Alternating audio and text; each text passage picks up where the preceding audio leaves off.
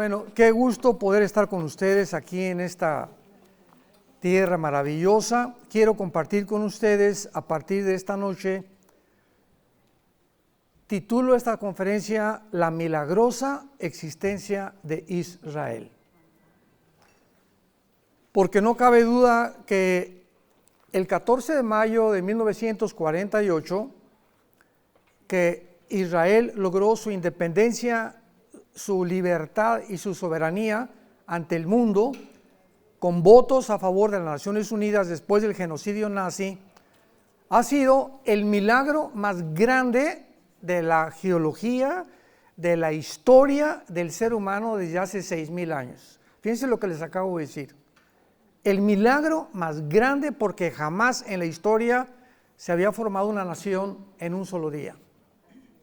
Y después de casi 1900 años de la diáspora famosa, del exilio, donde desde hace 2700 años las 10 tribus primero fueron llevadas a Siria, después 100 años después los babilonios, y en el año 70 después de Cristo, los judíos finalmente rechazan al Mesías, a Yeshua Mashiach, Jesús el Mesías, y entonces Jesús les dice, adiós, pero voy a regresar.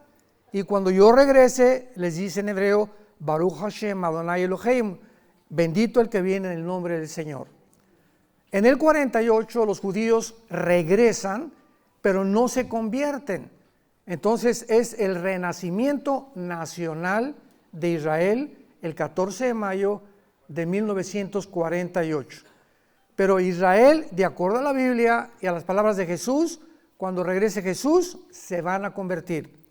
Y tenemos Romanos 11, 25, 26, que entonces van a aceptar a Jesús como el Mesías, van a pasar 7 años de tribulación tremenda, que no va a ser nada comparada con la persecución de los nazis, y va a ser un pueblo que a través del horno y del sufrimiento van a entender por su rebelión, su orgullo tan grande que tienen, sobre todo los judíos ortodoxos, todos los que se visten de negro, son los fariseos del siglo XXI. Y estos judíos, ¿verdad? No le hacen caso a nadie, no saludan a nadie, no les interesa a nadie. Entonces, es la continuación y la perpetuación del fariseísmo de hace 2000 años, desgraciadamente. Ahora que venimos en el avión, siempre lo hemos intentado, yo hablo con ellos y los bendigo y todos me voltean, ni me pelan. Ni nos fuman, ni me contestan, tratamos de acercarnos, pero permanece ese orgullo tan horrible que fue la caída de Lucifer. El orgullo es el pecado que puede ser la raíz de casi todos los demás pecados que un ser humano o una persona puede cometer. Lo contrario y la antítesis es la humildad de Jesús, que viene Dios y se hinca a lavarnos los pies.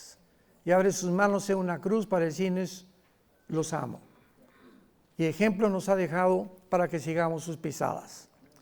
Entonces, el regreso de Israel en el 48 marca la cuenta regresiva de las profecías de los últimos tiempos.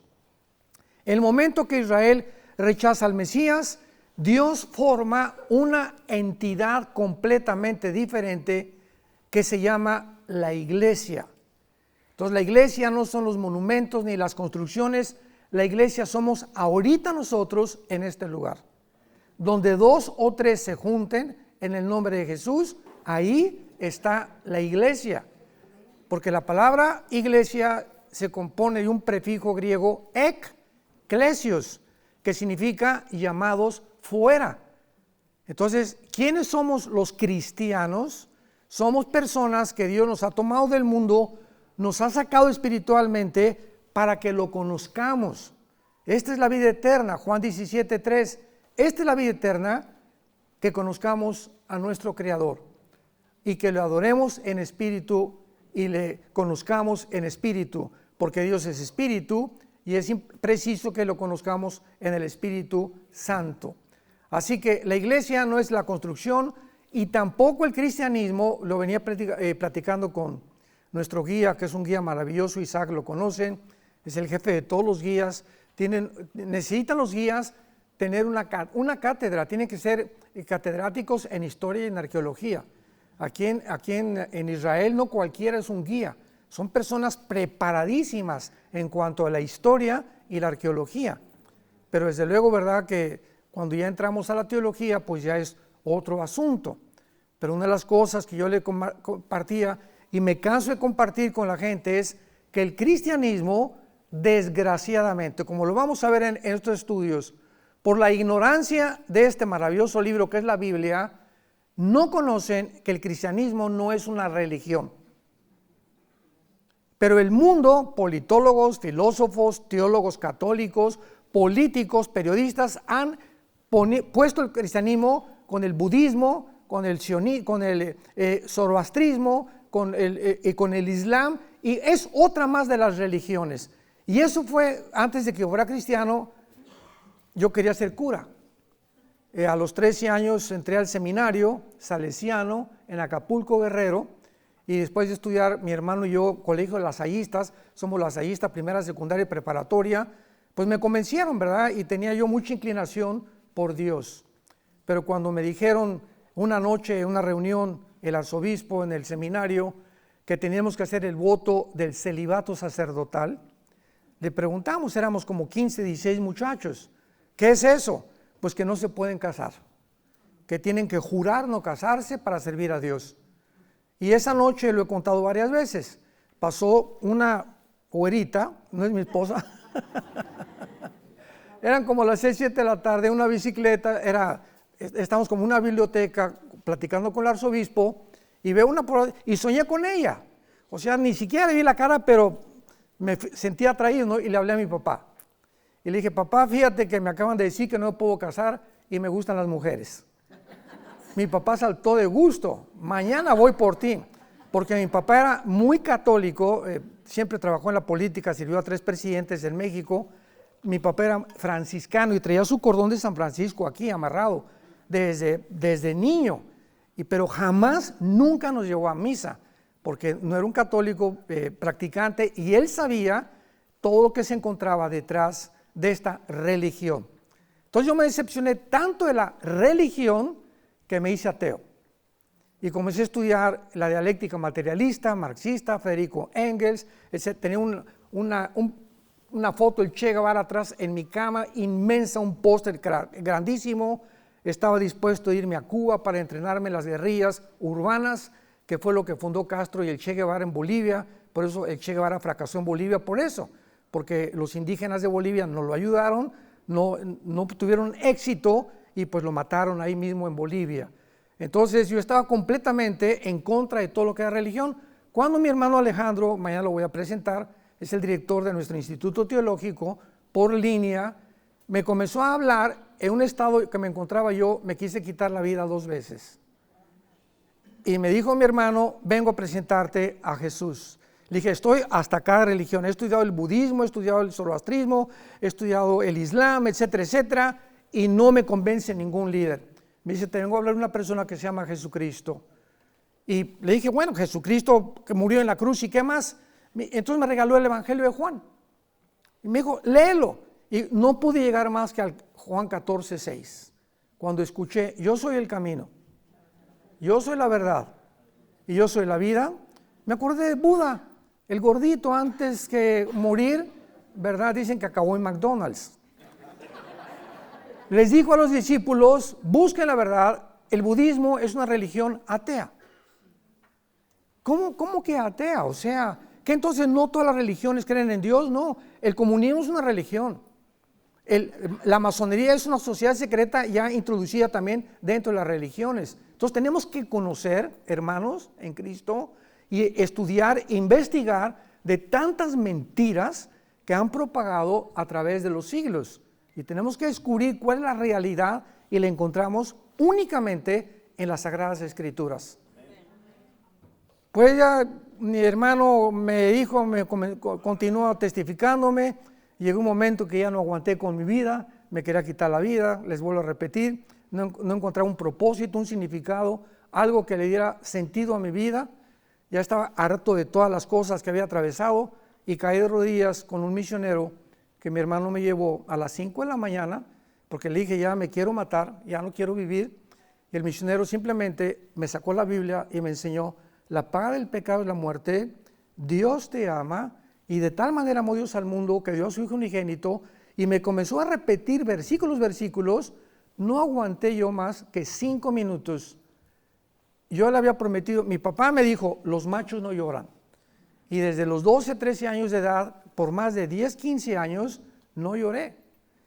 No se imagina lo endurecido. El gadareno era Pinocho comparado conmigo. De lo enchamucado que me encontraba en mi condición, que el diablo me quería destruir. Y cuando encontré a Jesucristo, caí de rodillas y comencé a llorar y a llorar y a llorar, que nunca lo había hecho, desde que era niño. Pero no se imaginan, fueron casi 40 minutos, era como una cebolla que se le quitaban así las capas, y sentía yo que me quitaban y me despejaba, una limpieza que comencé a experimentar, y desde ese momento, cuando conocí a Jesús, yo supe que había llegado al final de mi búsqueda. Porque si no es Jesús, le hago una pregunta a cualquier teólogo, a cualquier científico, a cualquier persona preparada, si no es Jesús, ¿quién es? ¿Quién es? Decimos en México, tu gallito Giro. Muéstrame al escritor que tú tengas, al religioso que tú tengas, al que tú me quieras mencionar, y de todos los libros que se consideran sagrados, los Vedas de los persas, el Tripitaka de Buda, el Corán del Islam, vamos a compararlo con la Biblia.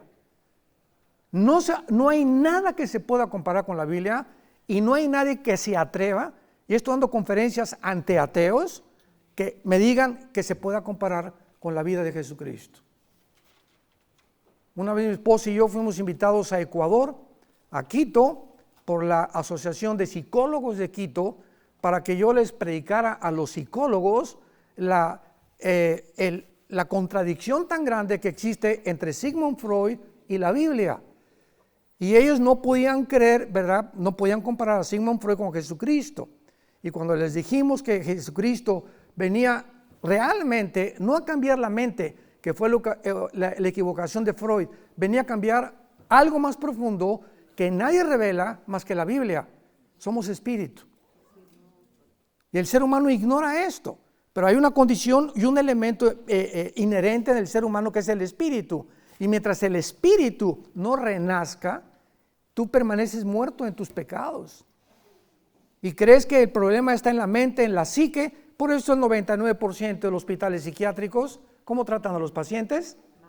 Con ecuaniles, con Valium, con Prozac, con puros tranquilizantes. Porque un hombre es incapaz de cambiar a un neurasténico, a un psicópata, a un sociópata, a una persona paranoica, porque más que con tranquilizantes nerviosos, porque el problema es más profundo, es espiritual. Y solo la sangre de Cristo es el antídoto para el problema del ser humano. Tenemos que entender, veamos en Isaías capítulo 44, unos principios importantísimos, porque esto es vital. ¿Por qué Israel? ¿Por qué la nación que Dios escoge? ¿Por qué los judíos? ¿Por qué no México? ¿Por qué no Guatemala? ¿Por qué no Italia? ¿Por qué no Francia? Etcétera, etcétera. Bueno, pues si hubiera sido Inglaterra, hubieran dicho los franceses, ¿y por qué no franceses? Y si hubiera sido México, ¿y por qué no los salvadoreños? La cosa es la siguiente, vamos a comenzar desde la A. Si Dios existe, Él cuando creó al ser humano, nos creó a su imagen y semejanza. Y hace más de un siglo, un hombre llamado Carlos Darwin postuló una teoría llamada la evolución, que somos amibas. Es lo que el Foro Económico Mundial, les decía hace unos momentos, predica. Klaus Schwab, que es el director del Foro Económico Mundial, véanlo en Google, tiene un consejero que se llama Noah Harari, que dice que él es Cristo, que dice que no existe más que la evolución, somos amibas, y si somos realmente el resultado de una amiba, vamos a mejorar la evolución, porque estamos con la tecnología y la genética para mejorar nuestra condición. Vamos a usar el transhumanismo, la inteligencia artificial y la manipulación genética para crear una raza superior. Esto es lo que están enseñando ellos. Y Noah Harari es judío, así como George Soros es judío y está en contra de Israel. Así que no todo el que se dice judío realmente entiende la historia. Entonces, esto es importante porque la evolución se demostró en 1954, cuando se descubre el ADN, por el doctor Watson y el doctor Crick, que le dan el Premio Nobel de Medicina, 1954, lo que es el ácido desoxirribonucleico, que es imposible la evolución, porque el ADN de un perro no lo tiene un gato, el ADN de un rinoceronte no lo tiene una jirafa, y si tú cruzas a un caballo con una burra, sale una mula, y sale híbrida. Y de este principio genético existe desde Génesis 1, 11 y 12. Increíble. El primero que comenzó con los primeros experimentos fue Mendel, 1860, cruzando chícharos, y comenzó a postular las leyes de la herencia. Y hasta 1954 los científicos se detuvieron, no tenían para investigar más a fondo, hasta que se descubre el ADN, que impide e impedirá junto con los aminoácidos, si son médicos y científicos, no es posible la evolución. Y jamás se ha demostrado la mutación de una especie a otra especie. Hasta este momento, el famoso eslabón perdido, nunca lo van a encontrar, porque está perdido. Estamos llenos de mentiras, pero nunca ha habido tantas mentiras como en los últimos 3 años cuando se inició la pandemia. Jamás en la historia las noticias en la televisión, lo que oímos en el radio, las películas están, el diablo sabe que le queda poco tiempo y está nublando la mente, la razón, la coherencia, la lógica más elemental de políticos, filólogos, científicos, etcétera, etcétera, convirtiéndonos realmente en personas zombies. Porque es a lo que el mundo se está convirtiendo, en zombies.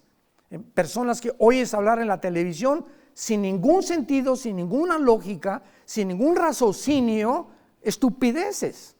¿Cómo es posible que el director del Foro Económico Mundial lo consideren el científico y el pensador número 1 y esté controlando a la mayor parte de los gobernantes del mundo, diciéndoles que van a crear una superraza y que vamos a evolucionar a otro punto más grande, cuando la genética demuestra que es imposible?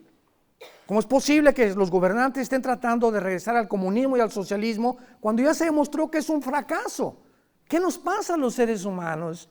La Biblia, el diagnóstico que nos da es correctísimo. El ser humano es un ser enfermo espiritualmente, y hasta que no conozcamos quién es el camino, la verdad y la vida, tu vida nunca tendrá propósito, ni significado, ni ningún interés para lo puedas dedicar a cualquier cosa.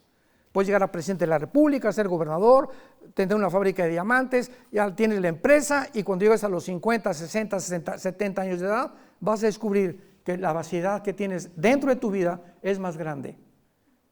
¿Por qué se mata Elvis Presley? ¿Por qué se mata Michael Jackson? ¿Por qué los grandes políticos, Alejandro el Magno, por qué a los 33 años ya no quiere vivir? Porque no tenía cosas que conquistar, porque fuimos creados para conocer y encontrar a Dios.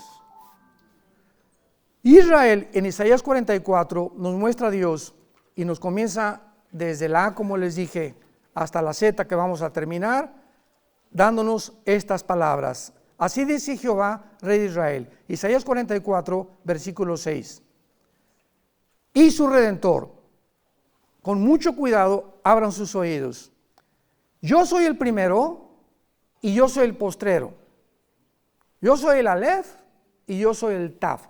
Es la primera y la última letra del alfabeto hebreo.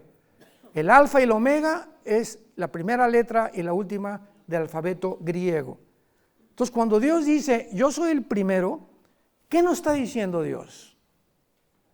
Que es imposible científicamente o mediante la investigación intelectual o estudio del ser humano, es imposible que nosotros descubramos cómo se originó el universo. Porque para que sea científico tiene que ser repetitivo, señores científicos que nos acompañan. Es imposible que el ser humano descubra a través de la investigación humana quiénes somos. De ahí que haya remedios psicológicos o psiquiátricos o manejos con pastillas tranquilizantes. No sabemos cómo curarnos. Imposible porque no nos creamos a nosotros mismos.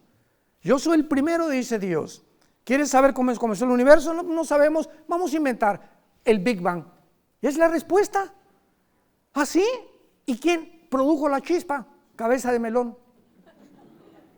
¿Qué se encontraba? Porque científicamente todo efecto tiene una causa. Entonces tiene que haber una causa detrás de la explosión. ¿Y esta causa qué es? La nada no produce nada. Y si seguimos con esa lógica, muy bien, una explosión, ¿quién produjo la conciencia y el pensamiento? La materia no produce nada, la nada no produce nada. ¿De dónde salió la conciencia y el pensamiento entonces? O sea, si seguimos así, nos damos cuenta que llegamos a la locura, que es a lo que llegó Friedrich Nietzsche, el padre del ateísmo del siglo XX. Acabó en un psiquiátrico, se volvió homosexual y acabó loco, cuando dijo Dios no existe. Y fue el que inspiró a los nazis, a los comunistas, a los fascistas y a todas las personas del siglo XX, que fue el siglo donde más ateos el mundo ha producido, como Sam Harris y Jean-Paul Sartre, el padre del existencialismo en Francia.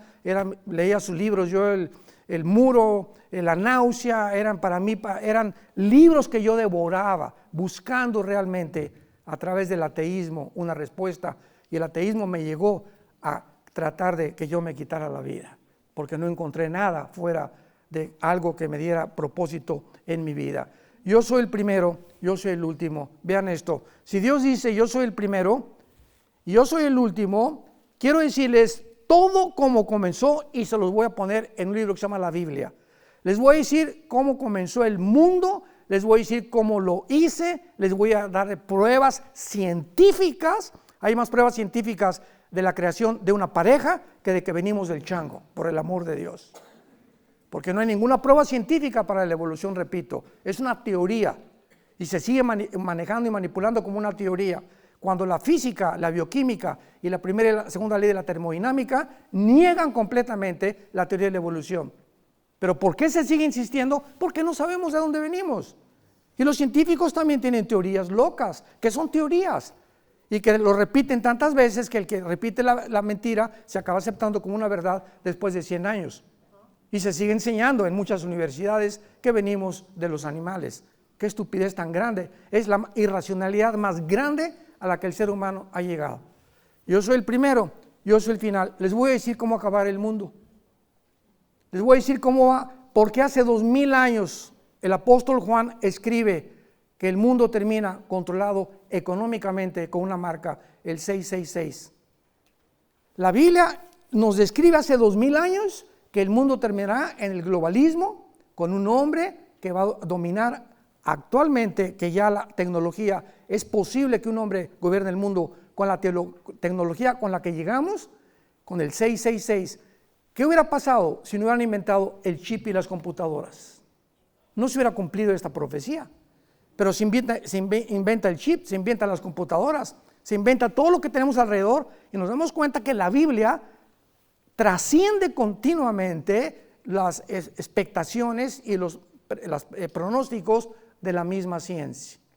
Así que ahora con la vacuna, si no tienes vacuna no te subes, si no tienes vacuna no entras a la escuela, si no tienes vacuna, vemos que una vacuna, aunque la marca va a ser aquí el 666, la vacuna es aquí. Me preguntaban, ¿es la vacuna la marca de la bestia? No, aquí es la vacuna y la marca del 666 va a ser aquí o en la mano derecha.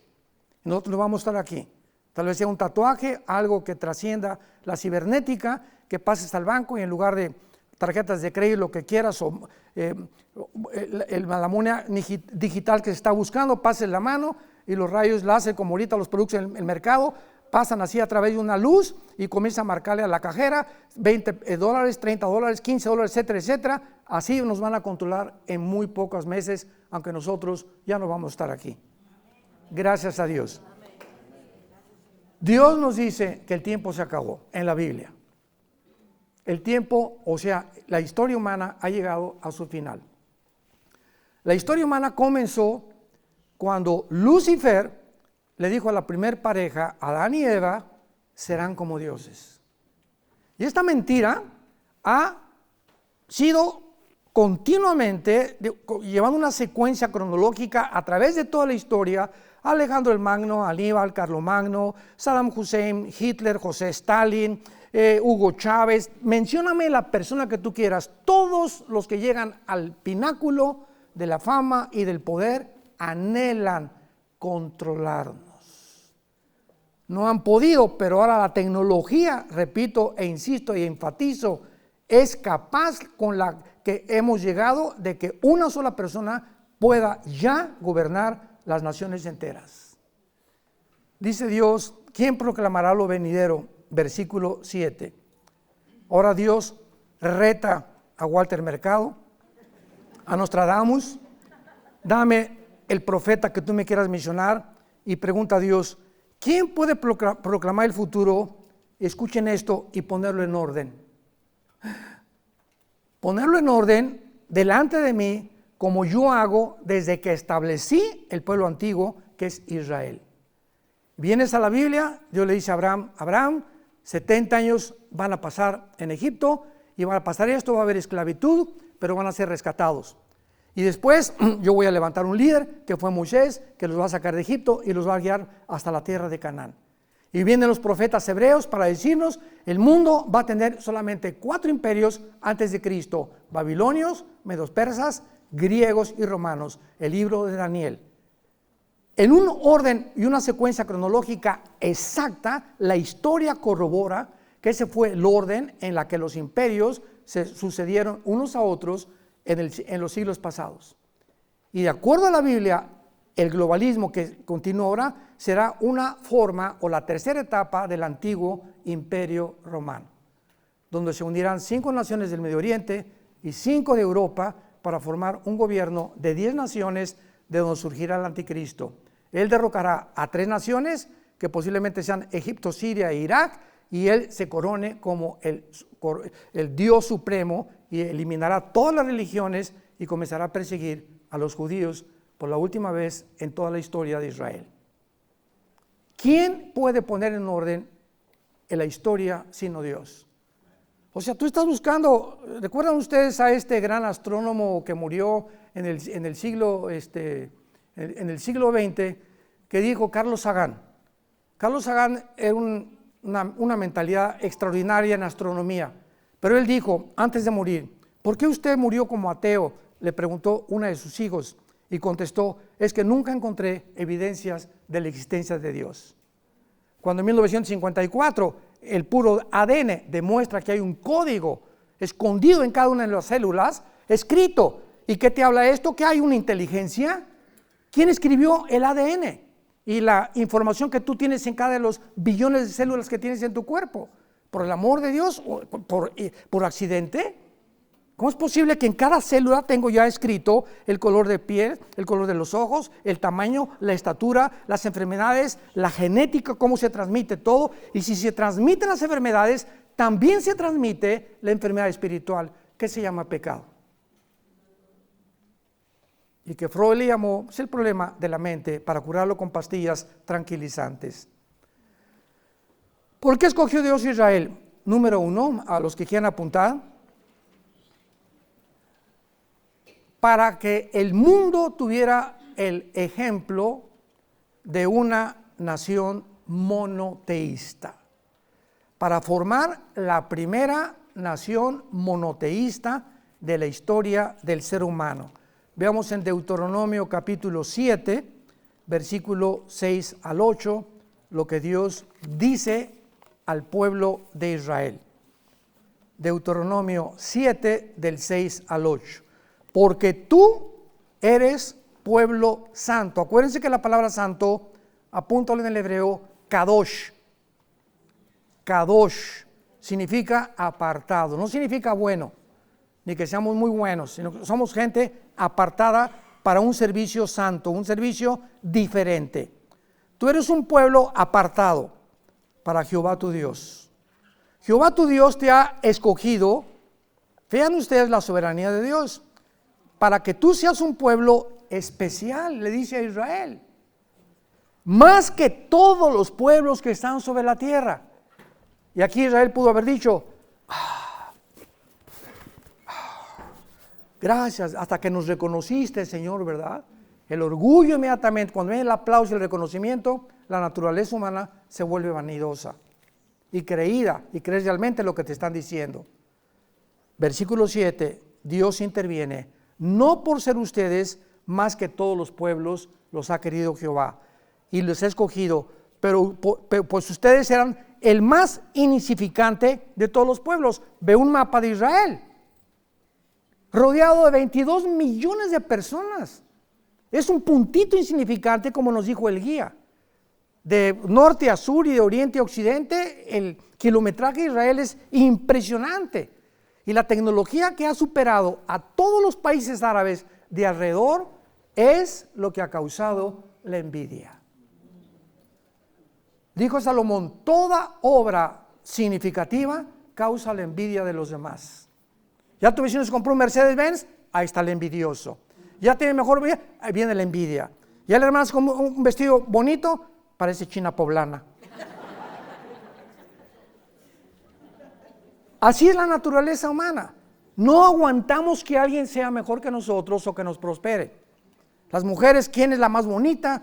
Si alguien canta, pues tiene que cantar mejor. O si alguien ya tiene una raíz espingada, pues me la voy a espingar yo también. Es una competencia continuamente entre nosotros para quién supera a quién. Forma parte de la naturaleza caída del ser humano. No porque ustedes sean mejor, sino simplemente eran el más insignificante, porque lo débil de Dios es más fuerte que nosotros y lo que es completamente despreciado para Dios es la belleza. ¿Por qué Dios cogió que naciera en un pesebre el creador del universo? Pónganse a pensar, rodeado de vacas y de becerros y de gallinas. En un pesebre escoge Dios meterse en el esperma que él produjo en María, con el cromosoma Y, porque el Mesías tenía que ser de naturaleza masculina, que es lo que produce el cromosoma Y, y para que María en 9 meses tuviera aquí al próximo Mesías, hijo de Dios Altísimo. ¿Por qué escoge Dios que nazca? Nos preguntaron ahora, en Nazaret. ¿Le soplo? Es que nos hizo una pregunta el guía, no me conteste, dijo, pero ¿por qué creen que nació en Nazaret, verdad? Bueno, la palabra Nazaret viene de nacer, que significa rama, que significa algo deseable, y necer, que significa rama o vástago. Y en Isaías 11:1 dice, nacerá un vástago, una rama de Jesse, el papá de David. Entonces, Nazaret era el pueblo exactamente como en México, Tepito. ¿Dónde naciste en Tepito? Nadie se orgullece de decir nací en Tepito. No nací en la Riviera Francesa, ¿verdad? Y nací en Chicago, etcétera, etcétera. Pero Nazaret, cuando comienzan a decir que Jesús nació en Nazaret, ¿se acuerdan que Natanael dijo, qué cosa ha salido buena de Nazaret?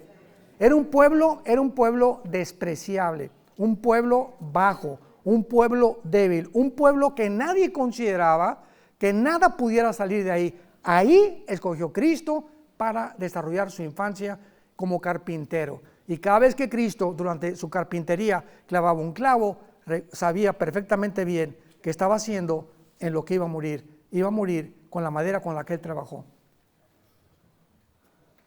Todo tiene un significado, no hay nada absolutamente accidental en la palabra de Dios. Entonces, Dios les dice a Israel, ustedes eran del más insignificante, versículo 8, sino por cuanto Dios los amó y quiso guardar el juramento que juró a tus padres, te ha sacado Jehová con mano poderosa y ha rescatado de servidumbre de la mano de Faraón, rey de Egipto. ¿Por qué te escogió a ti, a Dios, y no a tu primo? ¿Por qué te escogió Dios a ti y no una hermana que tienes por ahí que todavía anda ahí de locochona? O un hermano que todavía anda ahí de locochón y tú estás comenzando a conocer a Dios. ¿Por qué ellos y por qué a nosotros sí? ¿Nunca te has preguntado eso? Yo me pregunto, todos mis ex amigos que yo tuve están muertos. Y así yo hubiera acabado también. En accidentes, en drogas, en alcohol, alcoholismo, etcétera, etcétera. Perdidos, otros en el manicomio, en hospitales psiquiátricos.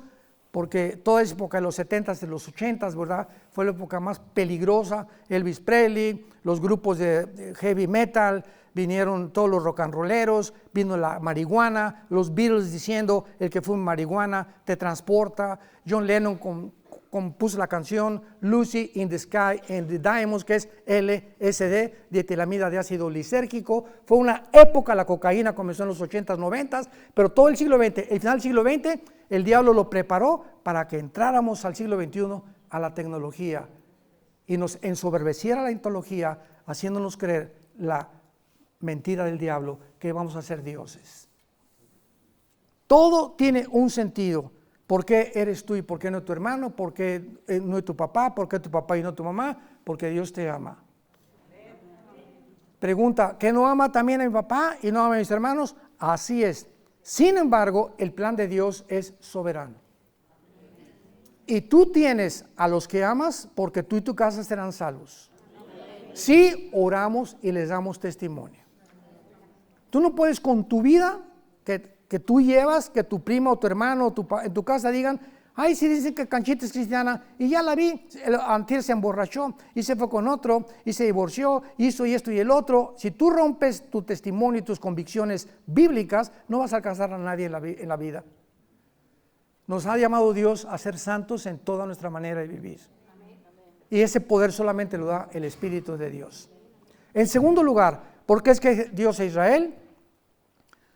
Para entregar, vean ustedes, para entregarnos sus leyes morales, ceremoniales y civiles, porque solo Dios puede legislar la moral. ¿En qué mundo vivimos ahorita? En el que ya hemos llegado a la locura de que un hombre no es un hombre, una mujer no es una mujer. Y están adoctrinando a los niños, vistiéndolos a las niñas de príncipe y a las niñas, a las niñas de príncipe y a los niños de princesas. En las escuelas. ¿Cómo es posible que hemos llegado a este grado de locura ya? Donde la identidad del ser humano está siendo robada. Hay un poder, dice la Biblia, no tenemos lucha contra sangre y carne, Efesios 6:12. Hay un poder operando, una energía, el misterio de la iniquidad, segunda de Tesalonicenses 2, 4 y 5, que está operando en el mundo, en los seres humanos, para robarnos y convencernos que no somos lo que Dios nos creó. Escuchen esto, el 65% de las personas transgénero se suicidan. Chécalo. El 65% de los que han hecho una operación quirúrgica para supuestamente cambiarse de sexo, se suicidan. ¿Sabes por qué? Porque no puedes cambiar tu genética ni tu biología. Tú eres lo que el cromosoma Y, eres hombre, 2X, eres mujer.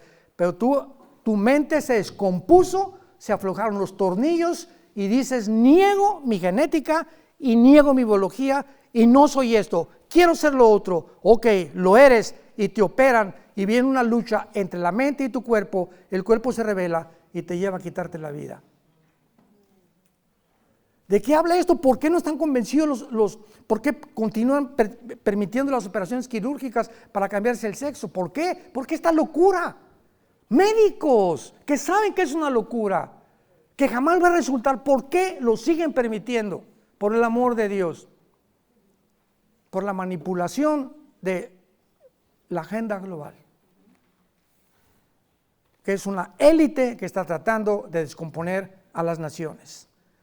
Veamos nosotros que Dios le dice a Moisés en el libro del Éxodo, ahí entrega los 10 mandamientos. El fundador de la cadena de televisión CNN, Ed Turner se llama. Tuvo como 4 esposas, la última fue Jane Fonda, una artista de cine que también tenía un gimnasio, ¿verdad?, para The Fit. Y Ted Turner, cuando tenía 15 años, supuestamente iba a una iglesia bautista con su hermana que quería mucho. Se muere la hermana de cáncer de Ted Turner, el dueño de CNN, bueno, ahorita ya es como tiene el 30 o 40% de las acciones, y le pide a Dios que sane a su hermana y la hermana se muere. Y por haberse muerto su hermana, él se vuelve ateo. ¿Y saben lo que hizo? escribió los 10 mandamientos de Ted Turner.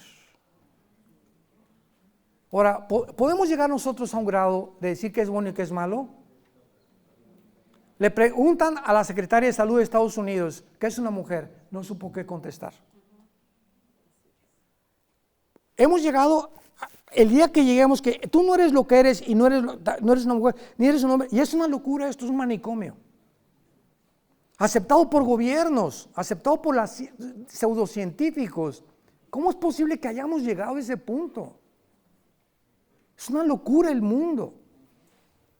Hay de los que dicen bueno es malo y lo que es malo es bueno. Isaías 5:25. Dios es el legislador de la ley y Él es el que dicta las leyes morales y el único código de conducta y moral que podamos aceptar está en la Biblia. Yo le dije ayer a una persona que es judía y que habla muy bien español, me dijo que era ateo, tuve una conversación con él y le dije, si tú eres ateo, dime cuáles son tus 10 mandamientos. ¿Me puedes escribir cuál es tu código de conducta y moral que les vas a enseñar a tus hijos? ¿Tú vas a inventar lo que es bueno y lo que es malo? Al decirme no hay Dios y rechazo a Dios, te haces Dios. El ateísmo ahora es insostenible filosóficamente. Porque cuando una persona no tengo a Dios, en ese momento no tengo ninguna fuerza externa, otra que trascienda, que me diga quién soy, ni tampoco lo que tengo que obedecer. Yo voy a dictar quién soy. Yo voy a decidir qué es bueno y qué es malo. Eres un Dios. Te has endiosado. Entonces no eres ateo, porque tú eres Dios. ¿Se dan cuenta la contradicción filosófica? Es una locura, o sea, no tiene raciocinio, no tiene lógica, la más elemental. Hemos violado todas las leyes del pensamiento humano. Los mismos filósofos griegos, Sócrates, Demóstenes, Platón, decían pienso, luego vivo, tiene que haber una causa, esta causa no está en mí, esta causa tiene que estar lejos de mí. Los filósofos griegos llegaron a la conclusión de que tiene que haber un ser superior, no le llamaron, pero alguien tiene que existir que nos dio la vida. Yo cuando prediqué en la Facultad de Filosofía de la UNAM en 1995-96, reté a todos los filósofos, los maestros de la UNAM en la Facultad de Filosofía y les dije a los estudiantes, antes de comenzar, porque comenzaron a burlarse de mí y a chiflarme porque llevaba la Biblia, no, es un padrecito, me acuerdo todo lo que me dijeron. Ya los callé y les dije, quiero hacerles una pregunta nada más a todos ustedes. ¿Alguno de ustedes defíname qué es la verdad? ¿Son filósofos? ¿Qué es la filosofía? Pues una perspectiva de la verdad. Pero ¿quién puede definir qué es la verdad? No hubo nadie que se levantara. ¿Saben lo que me contestaron? Bueno, lo que es verdad para usted no es para mí. Le digo, se llama relativismo. Y si llegamos a ese punto, no hay una verdad absoluta. Y si negamos que hay absolutos, pues claro que no existe Dios tampoco. Y si no existe Dios, todo está permitido. Tan sencillo como es, como dijo Dostoyevsky, el filósofo que estuvo en Siberia exiliado ruso. Si no existe Dios, todo está permitido. Entonces Dios le dice a Moisés, estos son los 10 mandamientos. Adorarás a Dios, no jurarás el nombre de Dios en vano, no matarás, no robarás, no te meterás con la mujer de tu prójimo, etcétera, etcétera. Son las leyes morales que Dios nos deja en el libro del Éxodo. En segundo lugar, las leyes ceremoniales. Ustedes no van a buscar cómo adorarme. Yo les voy a enseñar cómo se pueden acercar a mí. Como el ser humano ignora este libro, entonces el ser humano, por traer la eternidad desde la creación, inventamos las religiones. ¿Qué son las religiones? La palabra, el prefijo re, ligos, regresar o volver. Ligos, ligar. Una persona religiosa es una persona que está tratando de religarse o volver a unirse con Dios a través de no comer carne con la cuaresma, de que lo bauticen, de ir a misa el domingo, cumplir una religión, aunque por dentro sea un anticristo. Entonces, las personas religiosas son las personas que están buscando de alguna manera, ¿qué cosa? Que Dios las acepte a la forma que ellos creen que los va a aceptar. Al Capone, el rey de la mafia y de los cárteles de Chicago, 1920, se disfrazaba de Santa Claus y regalaba dulces a los niños. la conciencia lo atormentaba. Yo quiero ser bueno. Y a los 3 días agarró la ametralladora y mató a 500 personas. Todos los grandes de la mafia y del Padrino italianos, nosotros descendemos de Palermo, ¿verdad? Mis antepasados yo creo que fueron mafiosos también, y de ahí los chamucos que yo traía. Pero todos, ¿verdad?, piensan eso, que son la familia, ahora sí la respetamos dentro de la mafia, pero matamos y robamos, pero nosotros hacemos las leyes. Te vas a casar con una persona y la respetas, porque nos conviene a la familia del capo o del capo mafioso permanecer así para poder no desbaratar nuestra familia, porque la familia es sagrada ante el Vaticano, con permiso de matar, de prostituirse y de vender drogas. Qué contradicción, ¿verdad? Pero ese es el ser humano. Y en tercer lugar, Dios forma a Israel para darle las leyes civiles. Si hay abogados aquí, el derecho romano no viene de Roma ni de Grecia, viene de la Biblia. Dios establece cómo deben los gobernantes gobernar. Y exactamente el patrón de cómo está en la Biblia lo tiene Estados Unidos de Norteamérica. En Estados Unidos de Norteamérica hay un juez, hay un jurado que lo escogen y hay los abogados y se presenta un público para públicamente examinar las evidencias que son consideradas por el juez, el que dicta la sentencia final. Así es como está exactamente en la Biblia. Se parece a México, ¿verdad? Súbase y después alegamos. Como decía Pancho Villa, mátenlo y después averiguan. Y prevalece la ley del terror. ¿Por qué? Porque no hay leyes, y las leyes civiles las estableció Dios de cómo gobernarse. Esto es maravilloso porque nos habla claramente de por qué Dios escogió a Israel, para que sea a través de esta nación la que pueda presentar, demostrar al mundo las leyes de Dios, las leyes civiles, las leyes morales, las leyes de cómo debemos adorar a Dios. Fue lo que quiero terminar con esto. Capítulo 4, mañana continuamos, la mujer samaritana. ¿Se acuerdan de la mujer samaritana? Llega Jesús y tenía así en su calendario, tenía la cita a las 12 del día. El Padre le hizo el calendario a Jesús, tienes una cita con una mujer.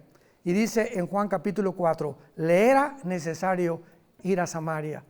¿Por qué necesario? Porque estaba en su calendario de Jesús. ¿Y por qué a las 12 del día? Porque las mujeres honestas y no prostitutas recogían el agua a las 8 de la mañana, cuando no hay sol. Pero las marginadas, para que nadie las criticara, iban a las 12 del día. Y Jesús fue a visitar a la peor de las mujeres. Llevaba 5 maridos y con el que vivía era su amante, la chulis. A ella vino Jesucristo a darle el plan de salvación. Y vean la mujer, 5 maridos, llevaban 5 matrimonios y vivía en Amaciato, pero era bien religiosa. Mis padres adoraron en ese templo. Todavía, vean ustedes, ¿no? O sea, yo puedo casarme y divorciarme y seguir persinándome. Y ustedes dicen que en Jerusalén, y Cristo le dice, mira, no es ni allá, ni en el catolicismo, ni en el protestantismo, ni en la bautista, ni en la presbiteriana, ni en los musulmanes, ¿verdad? No es la religión ni la organización, créeme a mí. Es Jesús. No le creas a ninguna organización ni a ninguna religión, créele a un hombre que se llama Jesucristo. Y el cristianismo no es una religión, es una relación viva, dinámica, orgánica con alguien que vive. Y que esta noche quiere entrar a tu vida como tu Salvador.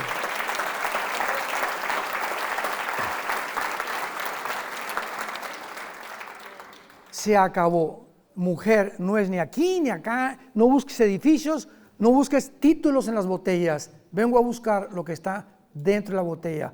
Hay católicos que se van a condenar y hay católicos que se van a salvar. Hay cristianos evangélicos que se van a ir al infierno, porque el hecho de que seas cristiano evangélico no significa que te vas al cielo más que siguiendo a Jesús.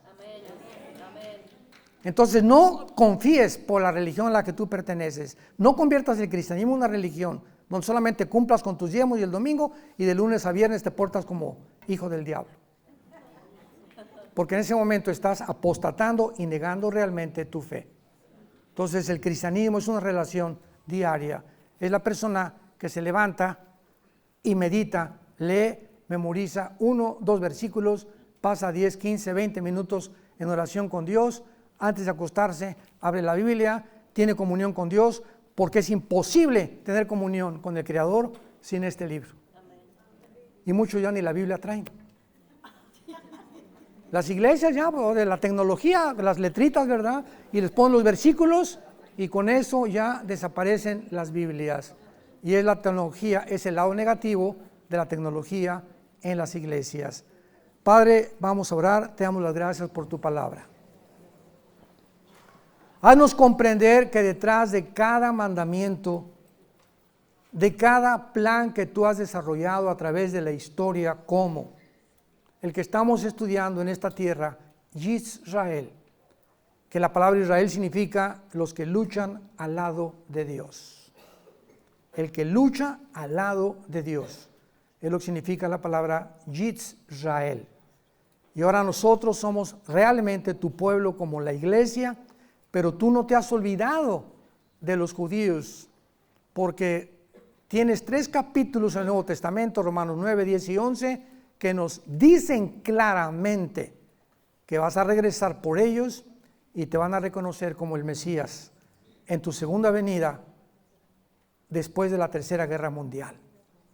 Gracias por habernos apartado ahora y traernos a este país que era de ellos y la tierra que les pertenecía, para que ahora nosotros sembremos esta palabra en la tierra en la que ellos creen, que ellos realmente eran los dueños de todos tus mandamientos y de todas tus promesas.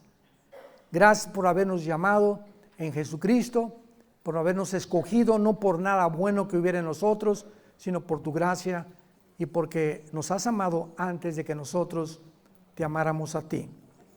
Te decimos que te amamos, Jesús, que queremos permanecer en la esperanza a la que nos has llamado hasta el fin y que podamos ser renacidos de nuevo, verdaderamente sirviéndote en espíritu y en verdad. En el nombre de Jesús. Amén.